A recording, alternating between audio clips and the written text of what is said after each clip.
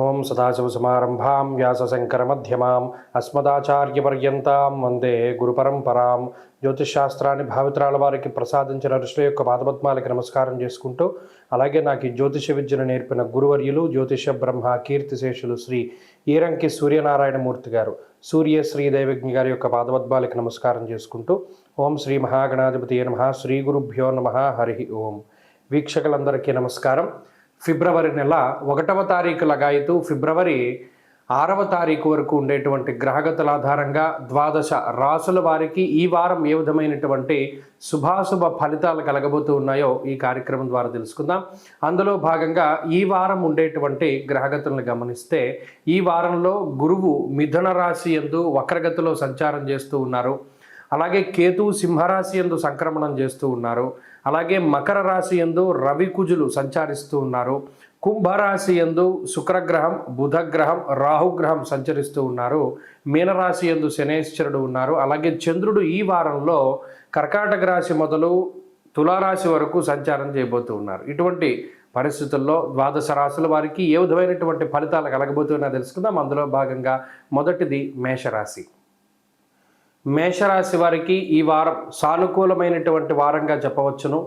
ఈ వారంలో మేషరాశి వారికి శుక్రగ్రహము, బుధగ్రహము, రాహుగ్రహము, ఈ 3 గ్రహాలు లాభస్థాన స్థితిలో ఉండడం వల్ల అనుకూలిస్తూ ఉన్నారు. అలాగే చంద్రుని యొక్క అనుగ్రహము, అలాగే దశమంలో ఉండేటువంటి రవి యొక్క స్థితి, ఈ 5 గ్రహాల తాలూకు శుభ ఫలితాలతోటి మేషరాశి వారికి అనుకూలంగా ఉన్నది.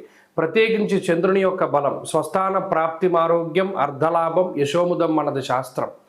చంద్రుడు 6, 7 స్థానముల యందు సంచరిస్తూ ఉన్నటువంటి ఈ వారంలో మానసిక ప్రశాంతతని అధికంగా ఇస్తారు. అలాగే తల్లిగారికి సంబంధించినటువంటి ఆరోగ్యం మెరుగుపడేటువంటి విధంగాను, కుటుంబ పరిస్థితులన్నీ కూడా సానుకూల పడేటువంటి విధంగాను చంద్రుడు అనుకూలిస్తూ ఉంటారు. అలాగే దశమమందు దిగ్బలయుక్తులైనటువంటి రవికుజులిద్దరూ ఉన్నతాధికారుల వల్ల వచ్చేటువంటి సమస్యల నుండి బయటపడేలా చేస్తారు. అర్ధసిద్ధి సదారోగ్య అన్నది శాస్త్రం. ప్రత్యేకించి దశమ కేంద్రంలో ఉన్నటువంటి రవికుజుల యొక్క యుతి కూడా మీలో కొంత ఆత్మవిశ్వాసాన్ని పెంపొందిస్తూ ఉంటుంది.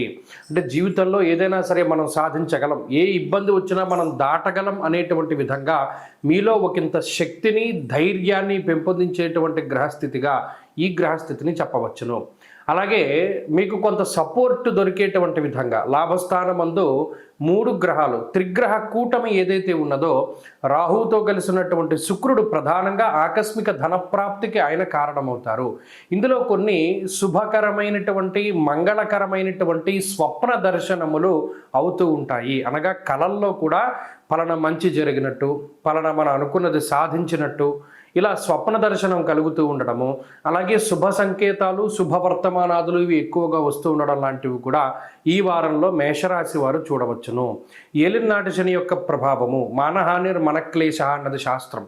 ప్రత్యేకించి ఏదైనా ఒక పని అవ్వనప్పుడు వెంటనే నిరుత్సాహపడిపోకుండా ఉన్నటువంటి గ్రహస్థితిలో భాగంగానే ఈ విధంగా జరిగింది అని సర్ది చెప్పుకొని ఒకంత ఆత్మస్థైర్యాన్ని పెంపొందించుకొని మేషరాశి వారు కనుక ఈ వారంలో ముందుకు వెళ్ళగలిగితే ఖచ్చితంగా ఉన్నతమైనటువంటి ఫలితాలను పొందగలుగుతారు.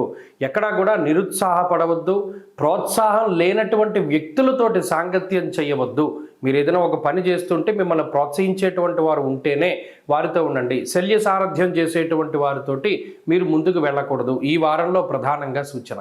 అలాగే ఈ మేషరాశి వారికి ఉద్యోగపరమైనటువంటి, వ్యాపారపరమైనటువంటి విషయాలు అనుకూలంగా ఉన్నాయి.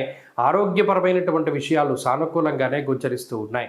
ఈ వారంలో మరింత అనుకూలమైనటువంటి ఫలితాలని పొందడానికై మేషరాశి వారు ఎక్కువగా ఆంజనేయ స్వామి వారి యొక్క ఆరాధన చేస్తూ ఉండడం చెప్పదగినటువంటి సూచన.